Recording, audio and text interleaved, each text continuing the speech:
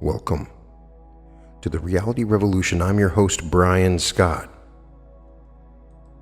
Today we return to the channelings of Quo, a principle of higher density beings channeled through LL research that answer spiritual questions. Today the questions are about renewal and change. We begin with a channeling given on May 15th, 2005. The question this week has to do with change and renewal, and the circumstances of such within each of us who seeks. We are wondering if there has been an influx of this energy that allows changes, if it's available to everybody, or if the changes that the people in this group have been going through recently are a product of people who seek. Could you give us some information on what allows changes, renewal, rebirth, and transformation with seekers of truth? Is it more the qualities that are set up within the person or qualities that are within the environment about the person? Carla channeling. We are those known to you as the principle of Quo. We are going to pause immediately in order that this instrument may adjust her microphones in order that we may go on with this communication. We are those of Quo and are once again with this instrument. We thank each of you for allowing us to make these adjustments for the recording. It is helpful for those in the larger group of LL research, as it is so called in your planetary way of speaking. We are able to impress the magnetic tape with our words so that it can be used as a resource for more people than those who are sitting in this circle of seeking at this time. We would thank each of you who has come here this day for the dedication of your time and your focus at this moment in your life. It is a great blessing to us to be able to address such questions as you have put to us this day, and we thank you for your seeking for the truth and also and separately for the real beauty of each of you as you join in the circle and blend your vibrations to be amalgamated or amassed as a group consciousness in this sacred place. The beauty of you assembled here is stunning, and we are humbled and feel very privileged to be called to your group. As always, we would ask you to take exquisite care in discriminating between those thoughts of ours which seem to be helpful to you and those which do not. If you will discard without a second thought any of our opinions that do not ring true to you, it will enable us to speak freely. We are not people of authority. We are those who have perhaps walked a few steps further on the path of evolution, of mind, body, and spirit, than have you. But we still seek, and we are still learning. We thank you for observing this fastidiousness in your discrimination of thoughts, for that will enable us to speak without being concerned that we will interfere with your process or infringe upon your free will. You ask us this day concerning the process of letting go of that which we perceive within ourselves to be used up or old or dead, and how to embrace the process of transformation, transfiguration, and rebirth. We are most glad to address this melange of subjects with you. The challenge for us is where to start. Perhaps we would start with the comment made by the one known as Jim in laying out this question for us concerning the emerging of a new wave of energy. As this instrument said earlier in conversation, as we have said several times in the past little while to this group, there have been repeated waves of energy that have been global in their scope and indeed have affected your entire solar system in some cases. Some of these energetic bursts are coming from within the inner processes of your planetary sphere, as this instrument said earlier, undergoes a continuation of a fairly lengthy and not particularly easy labor as it gives birth to fourth density Gaia, that planetary being which is fully sentient and is evolving in her own right. The other bursts of energy which have hit this planet, and indeed your entire solar system, are those coming from what this instrument has sometimes called the Great Central Sun, and are informed by the combined love and concern of various of the larger groups of entities who wish this planet and indeed this solar system well. For it is a time in this planetary cycle when there is a great deal of attention focused upon this planet from all over what you would call your major galaxy. The birth of fourth density planet Earth goes well. The baby is very much alive.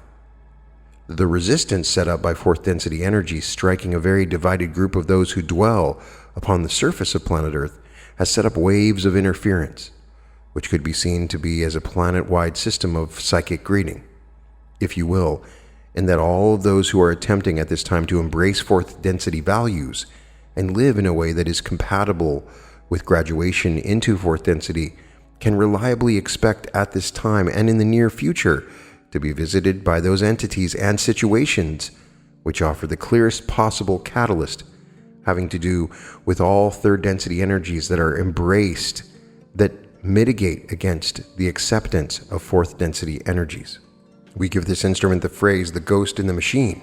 The Ghost in the Machine was a literary work which purported to deal with the effects of mechanization upon Western culture. And there was this concept of the machine age as taking the soul from entities so that they were witnesses more to the machine than to their own beings. The culture in which you are bathed and in which you dance at this time has given you gifts. As the one known as A said earlier, there are biases and distortions built into the developing spirit within incarnation upon planet Earth by entities such as parents, teachers, and other authority figures, which for weal or for woe create bias, create within each of you opinions as to what is good, what is painful, and what is trustworthy in your environment.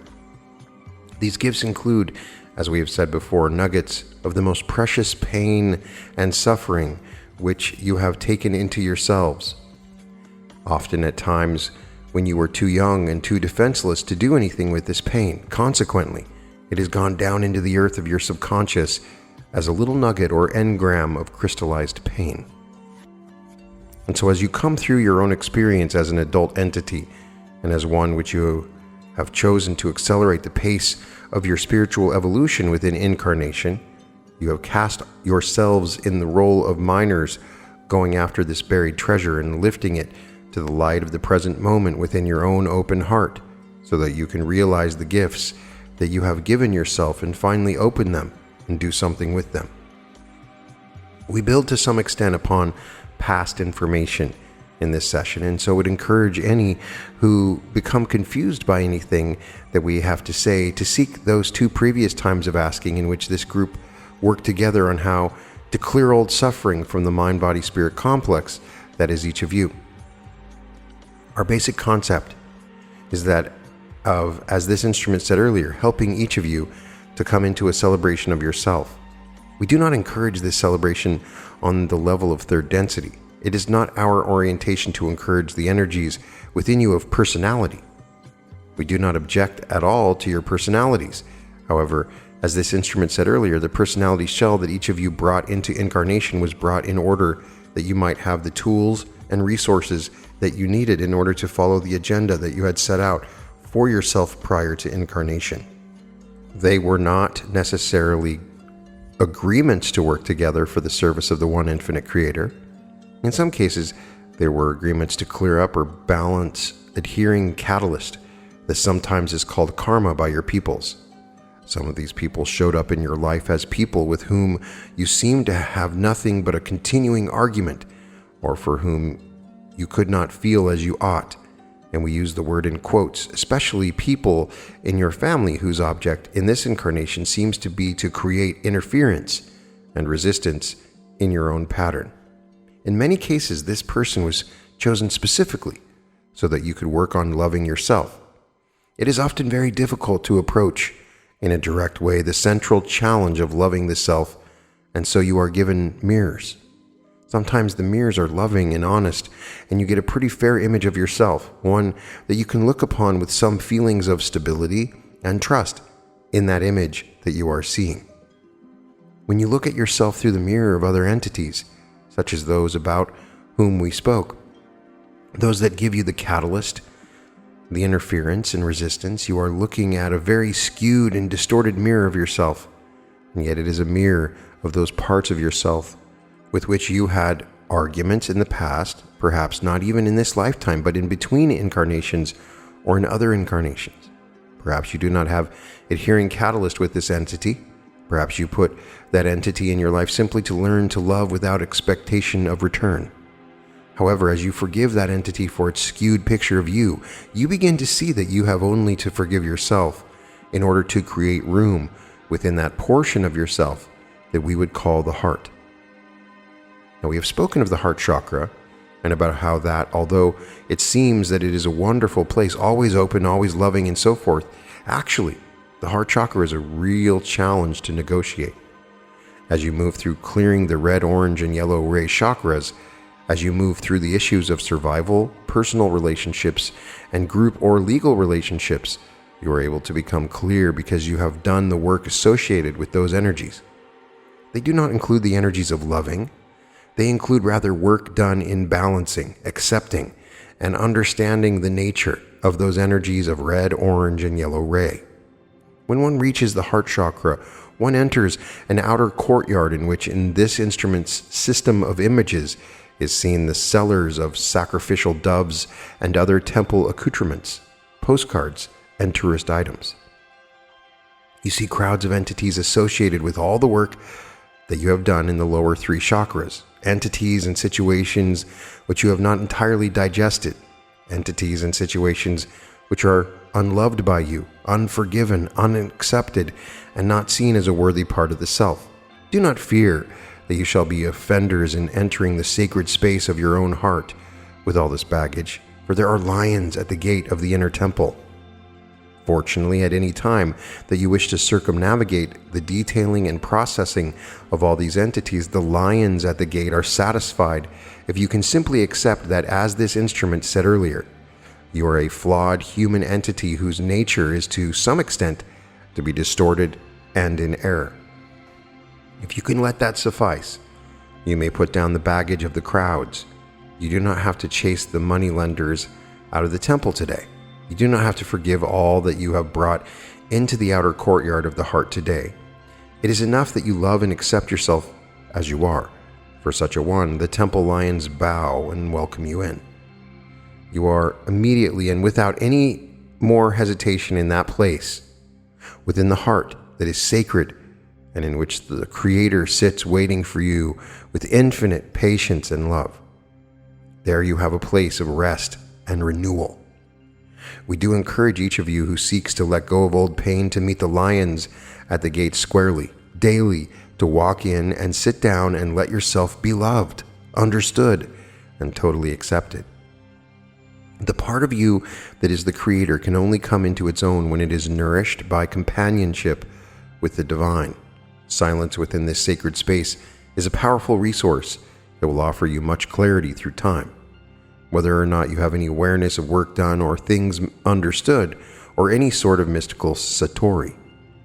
And let us take a look at the suggestions of the one known as A, that there are these crystallized nuggets of pain about which one can do nothing.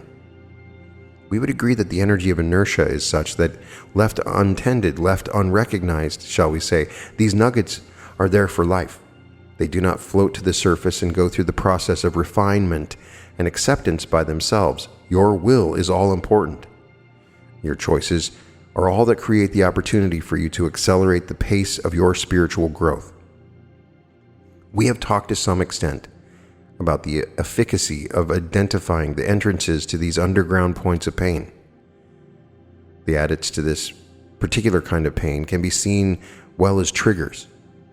And you know that a trigger has been pulled when you begin having a reaction or responses of an emotional or mental type that are in excess of the reaction that would be considered appropriate by your wisest, highest, and best self. As the one known as C said, the tip-off is when you begin to experience being pulled away from your center of self. When you feel this occurring, you have two choices. The choice of most entities who are not focused on analyzing their thoughts and pursuing a course of the discipline of the personality is to allow the tape that has been triggered to roll. And it will roll, just as it has rolled ever since the first instance of this type of experience, probably in your childhood, until it has come to its end, at which time you'll be free again to live a normal and centered life. Until that tape is done, you are temporarily listening to or acting out the contents of that tape, whatever it is. Your other choice is to take the moment of recognition that you've been triggered and make the choice to stop and say to yourself, I am being triggered. Then ask yourself what the triggering event was, how it happened, how it can be analyzed, and so forth, using your mind until you have satisfactorily to yourself analyzed the trigger. And then move that very difficult 14 inches from head to heart and ask from the heart, what is my best self's response to this trigger? When you ask the question, it might be helpful, if you have not done this as this instrument has for years, to have a pen and paper at hand or be sitting at a typewriter or a keyboard, because you will get information concerning what your highest and best self would do. Asking what your highest and best self would do is asking for your guidance system to kick in. You have a great guidance system. The problem entities have with their guidance system is that it must be activated. It is an entity that is yourself at a future time, in terms of your third density physics. It is yourself in the midst of sixth density. This instrument calls your guidance system the Holy Spirit, or Holly. Other entities call their guidance system a guidance system, or their guru, or any of a number of other constructions in which guidance is explained one way or another. But it is actually quite a complex web of entities. Certainly, chief among them is the creator-driven version of yourself, moving back to you from sixth density. But you have picked up many entities from the inner planes, as this instrument would call them, who have been attracted to you because of the beauty of your hope and faith, or because of the kind of mission that you came into incarnation to pursue, or for any of a number of other reasons, resulting in the opinion of inner planes entities that you are a person that they would like to help. They range from tiny children who simply want to help you find lost things, to the most wonderful and complex personalities, masters, gurus, or entities of that type from various of the inner planes that have been drawn to you because they feel they might be able to prove to be a resource in your own process. Some of these entities have names. Some of them are simply energies or essences. Some of them speak in ways such as we do, in concepts which come up through the subconscious mind. Some of them speak through coincidence, birds, animals, or street signs, using your environment to find ways to communicate a word or a concept or a feeling with you. Some of them speak to you in sleep, and some, such as we are there during meditation, if you ask us to join you so that we may deepen the stability of your basic meditative state.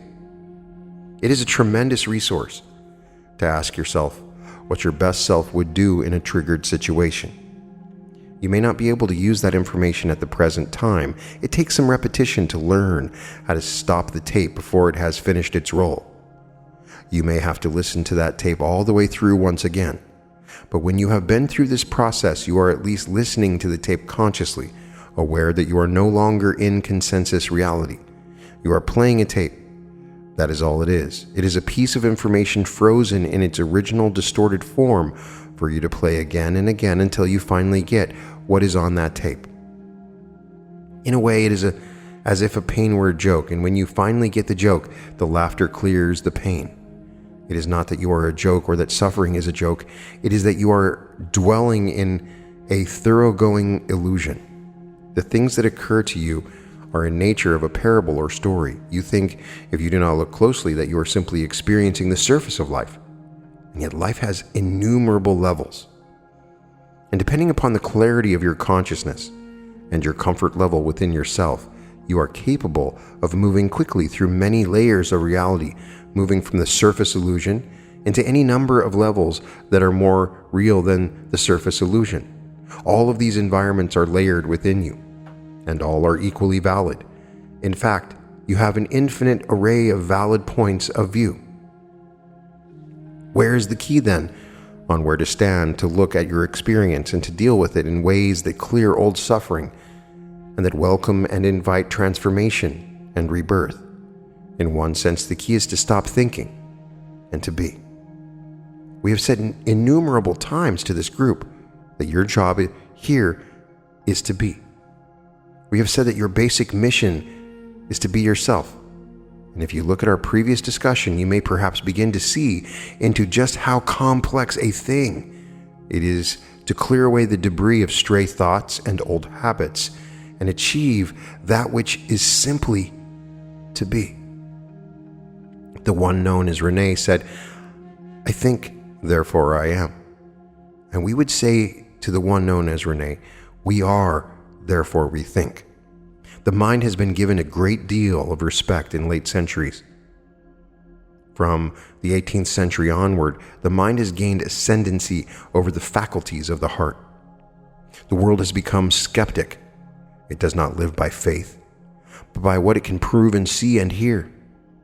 In some ways, this is an asset, for when one lives only by faith, that faith can degenerate rapidly into superstition, and irrationality takes on many a fanciful journey that is no more valid than being a ghost in the machine. But to be yourself is somewhat of a challenge, simply because there are overlays upon overlays upon overlays of things you think about yourself, things other people think about you, that you have taken on as if they were your own, and so forth.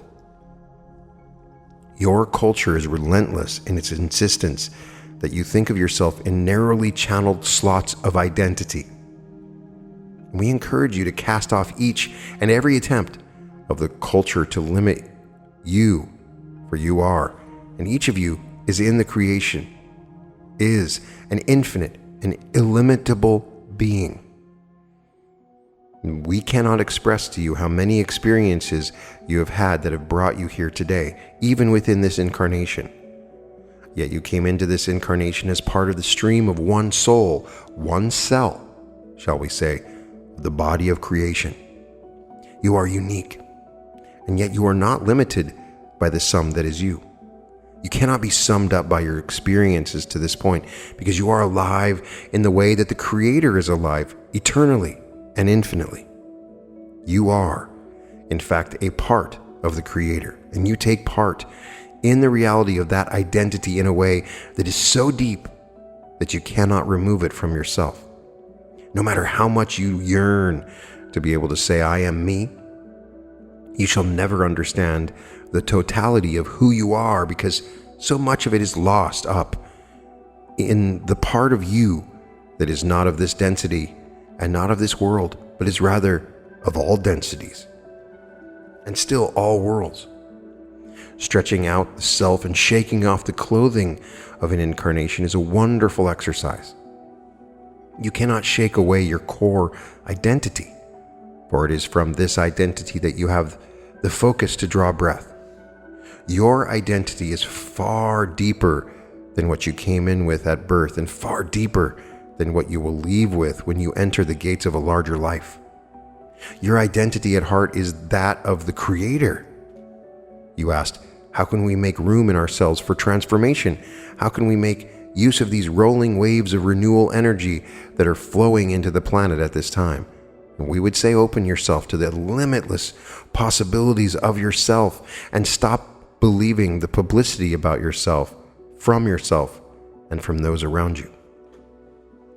Release yourself from the seemingly helpful mooring of those anchors of selfhood that you have thrown down to hold the boat against the current.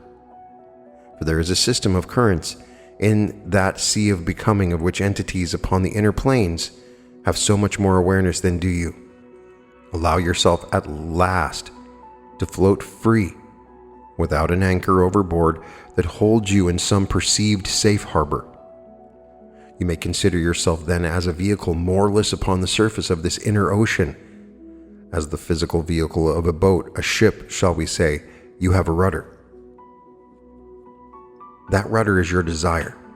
Set your desire by that which is the deepest felt hope of your heart, and sense into the oncoming winds, and play with those winds, and sail before that wind, and for the first time experience that feeling of I am who I am. We ask you to think about this as we leave this subject, for this instrument is telling us that we must go on. Endemic to your culture, and we specifically speak of the Western culture, is a concept of self that is ruthlessly independent of others. Now, this works for third density work. One is almost forced to think of oneself as over against them, the others that are in your world. In terms, however, of spiritual evolution at this time for each of you, it is helpful to realize that you are not simply evolving yourself. You are evolving your race. And by that we mean humankind. And it is specifically helpful to think of the larger self at this time when the planet under your feet as an entity is moving into new birth. It needs that so-called 100th monkey effect, of which the ones known as S1 and S2 are speaking, to be realized and known for the truth. You are not simply evolving yourself, you are evolving for humankind. As you forgive yourself, the world becomes that much more able to consider forgiving itself. Any work that you do is shared out amongst the developing social complex of your planetary mind. You are not alone, and you are not part of the group. You are a cell in the body of the Creator, which is manifested at this time upon the surface of your planet. You have very special gifts. You are a specialized cell. Some of you are healers, some of you are communicators, and some of you are those who love. There are as many specializations as there are parts of the body, and it is a very complex body.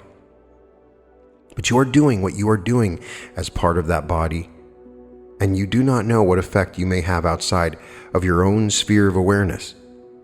Yet we assure you that no loving acceptance that you are able to achieve of yourself stops with yourself. It echoes as the pebble into the pond to the very edges of that pond. The archangel known as Michael is that entity which expresses the gifts and powers of fire, and that entity at this time is at attention on the behalf of planet Earth. Be aware of the power that you wield at this time. Know that the sword of truth was never sharper, never more ready to sever you from old pain. We encourage you to embrace every seeming obstacle, resistance, and difficulty, asking it what its gift is for you, embracing it, accepting it, and loving it. We thank each of you for developing this group question. At this time, would open the meeting to follow up questions and any other queries that you may have at this time. Is there a question at this time? I have one. I have a crystal which has come into my mind in the last few days. And as we were talking about this crystal and getting some information, we couldn't quite translate or couldn't quite get the words. I was wondering if you could tell us what the message or the word was, or where the entities were from, or whatever comes to your mind. We are those of Quo and are aware of your query, my brother. As you know, we draw back from questions of the nature that you put forward now, simply because these questions are very leading and involved intimately and specifically with the process that is developing for what the one known as C has called your group of four. We would simply say that there is indeed, as you have already expressed, no error or chance involved in this transmitter, receiver, and transducer coming into your group, or as this instrument has said, into your pocket. As many physical objects, such as the jewelry this instrument wears and the doll it has on its lap, function, your crystal functions as a collector and transmitter of information and energy. Without such collecting devices, you would still receive the same information. The devices come to you because you, on an inner level, have committed yourself to taking on the substantially enhanced work of getting the information at a faster rate. The way to work with such energy collectors as these is to lean into them, in other words, to clap for Tinkerbell, to believe that they are efficacious and therefore to preset your mind to receive information. This instrument earlier suggested that you retain a pen and paper when you have this crystal with you, in order that you might jot down thoughts that come to you that do not seemingly come from your surface mind. This is one good way of coming into an enhanced awareness of the nature of this collector. What is it collecting? On what level is working with you? What kind of information does it have? Do you find it helpful? This kind of process is what we would encourage you to pursue. The difference between one who is so working and one who is working with a mind but not a full heart or a focused desire is that interesting things keep occurring to them which they do not particularly note down. Therefore, interesting things simply keep occurring. When one begins to focus in on the type of interesting thing that might be occurring at a particular time, and one begins to look deeper, that focus stands you in a good stead and separates you from the casual observer. The deeper you are willing to go with such a collecting device, the more information you're able to collect. We offer you the simple caution of awareness. Be aware that what you learn, you are then tested upon. What you ask for, you will be given. When you knock, the door is opened, and you step into a reality of which you are then responsible for being aware. To those to whom much is given, there lies as a result a responsibility. What shall you do with all of that which the device gives you? That would be our caution to you. It is exhilarating to move quickly, but in the ways of metaphysical development, as you move, you collect spiritual gravity, and things can weigh heavily into your process. Therefore, when you do sense that you are, shall we say, being tested on what you have learned recently, do not panic. You have studied, you've learned, now here is a test. Meet that test with your heart open and your guidance system notified that you need help and write quickly. You will be fine. There's no failing grade in these tests. Nevertheless, if you're not able to participate in a test so that you've seen the pattern of that test, then you will simply receive that test in another way at another time. Therefore, we would say to you that it is well to take good rest when you see such a test coming up. Focus not on more study, but on getting the metaphysical equivalent of a good night's rest. Consult your guidance system, root down into your earth, your environment, your relationships, and especially your relationship with yourself, and then sail on, fearless and full of love for the moment, for the test, for the Creator, and for your part in it all as a cell of the creative principle. May we answer you further, my brother? Question, a lot to think about, but quite helpful though. Unlike your answer on the Derby, it was a 50-to-1 shot and not a sure thing, but that's okay. But I'm always very grateful for your time, your efforts, and your valuable wisdom. We are those of Quo, and we thank you, my brother. You are valuable to us. Is there another query at this time? Yes, I have a question. I'm hoping this is appropriate tonight. If you can't answer it, I can quite understand. It's with regard to the American military bases that are being closed all over the country.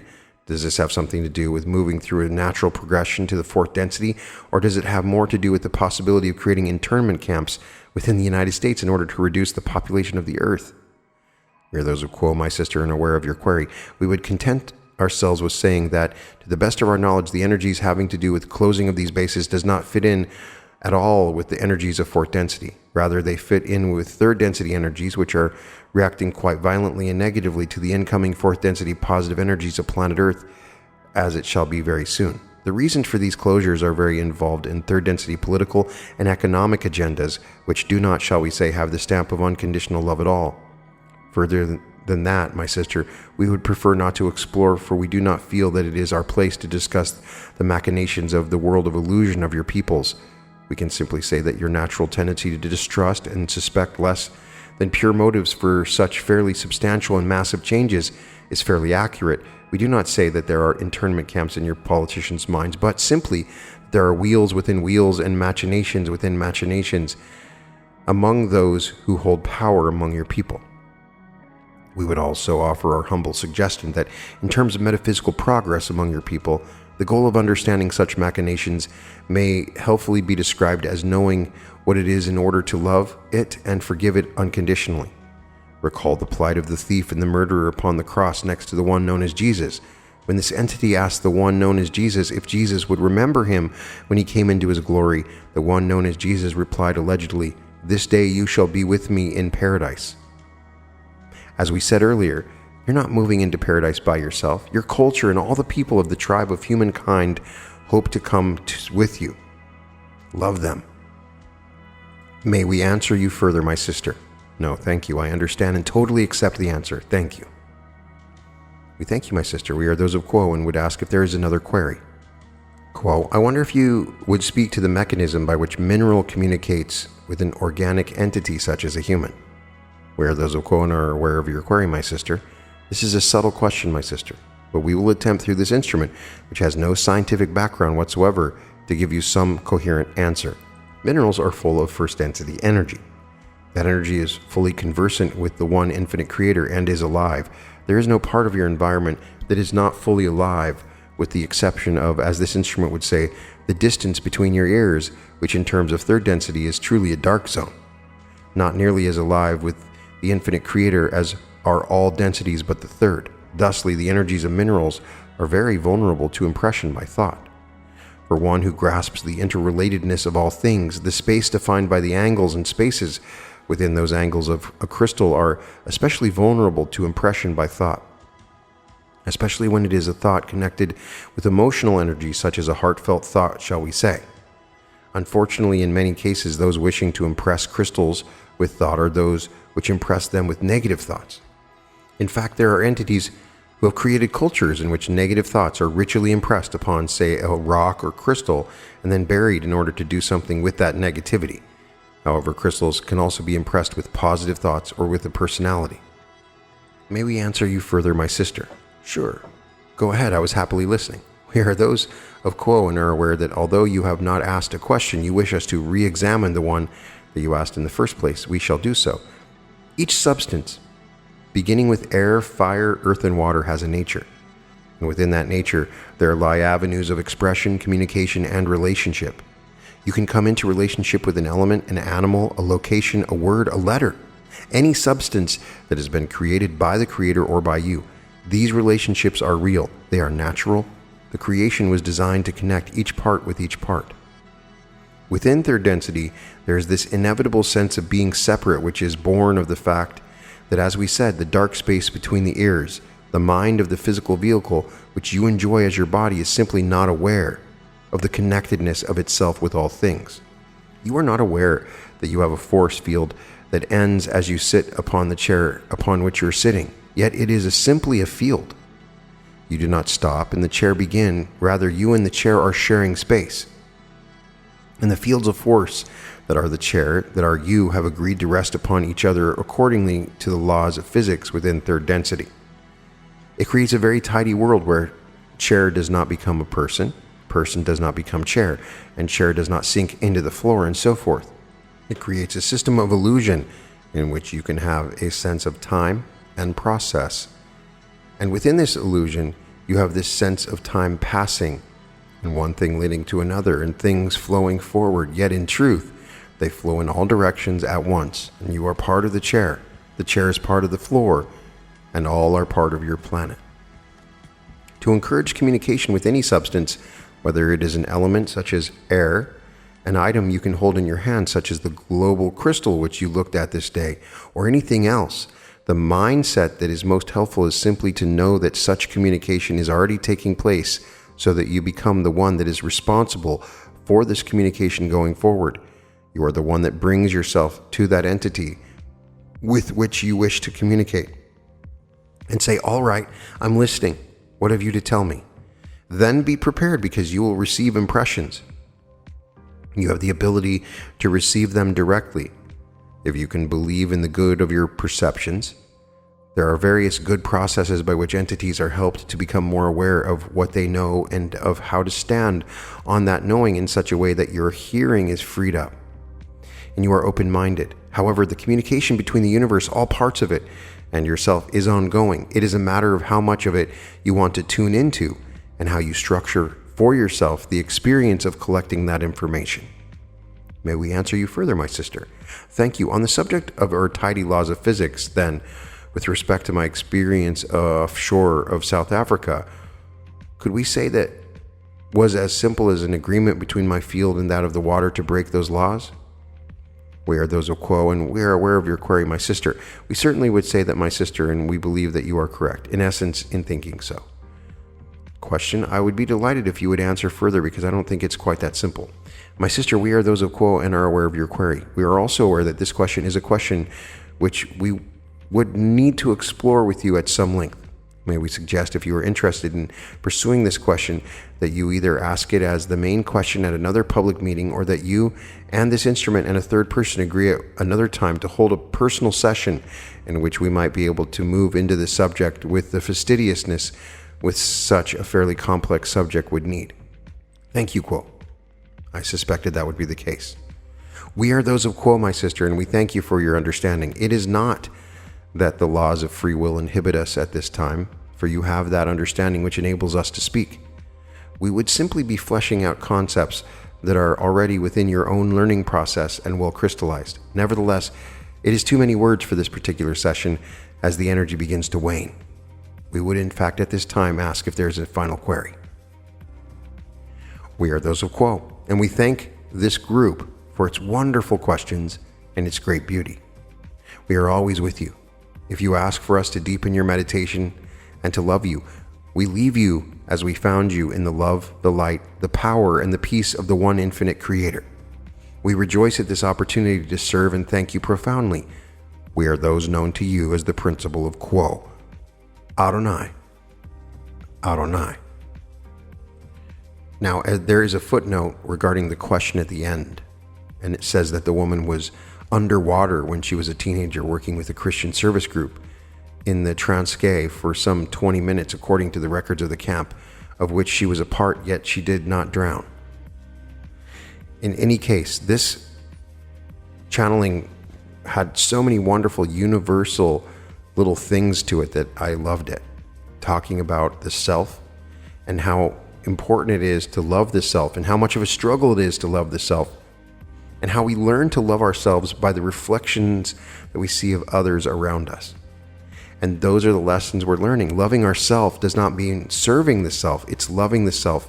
And there is a slight distinction to that.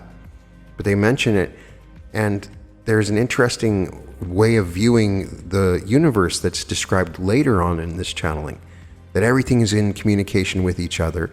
First density energies are connected to the Creator. In fact, all things are connected to the Creator except our brains. That dark portion between our ears they refer to. This is the part that's veiled. And so we walk around merged as one with all these things, but never aware of it. We're walking around in oneness, and we don't know it because of this brain that we're in that hides the truth of this oneness. I found that to be a beautiful way of understanding it. There's an interesting thing here about crystals and how they are receiving information and how you can use them as a conduit to get information that I found very interesting. I found this lecture, and I don't know why, I was guided to it, and it felt like somebody in the audience needed to hear this, some part of this in some way, shape, or form, and I'm not sure why. But it's just weird how I was led to this particular lecture. And sometimes I find out later on there's a reason for that. So please put in the comments if this spoke to anybody in particular. In any case, you can find all episodes of The Reality Revolution at therealityrevolution.com. Now available at newearth.art. Powerful fourth density technologies. Art magic. Sigils. Images designed to magnetize and broadcast specific energies and intentions. You can access these images to help you find true prosperity, large sums of money, true love, radiant health, and spiritual enlightenment with unique portals into the new earth. These images are available for you. You can acquire prints of any image. You can acquire magnets, mugs, iPhone cases, t-shirts, hoodies, greeting cards, coasters, and several different gallery wraps and styles of canvas. You can also get these images in a variety of different sizes and dimensions. You can purchase these in a variety of different ways, and they are here to enable you to transform your life. You can go to wall previews and look at these images, and you can check them out with different dimensions. In many cases, you can get images up to 72 inches for any of these images. They are designed as unique technologies for you to look into, infused with magical light at www.newearth.art. Welcome to the Reality Revolution.